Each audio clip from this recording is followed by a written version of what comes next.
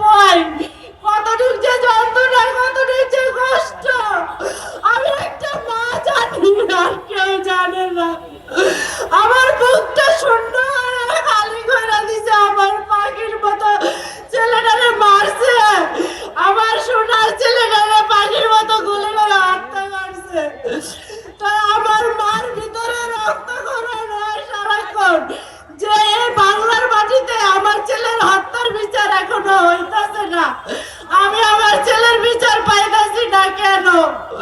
তা আমার সবার কাছে, সরকারের কাছে একটাই দাবি, যে আমার ছেলের যেভাবে হত্যা করছে এইভাবে যেন স্বৈরাচার শেখ হাসিনারে এই বাংলার মাটিতে আইনা যেন ফাঁসি দেয়। আমার চাওয়া ফাঁসি, আর কিছু না।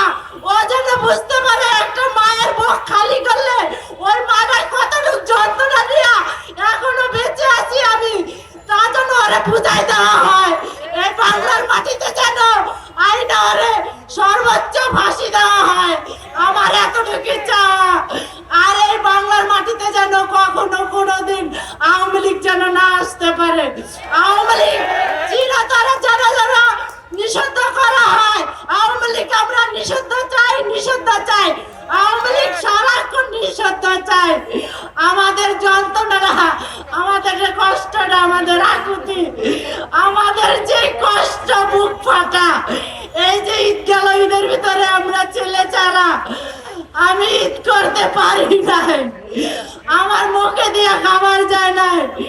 আমার ছেলের কথা এত মনে পড়ছে, আমি সারা রাত্র কান্না করছি।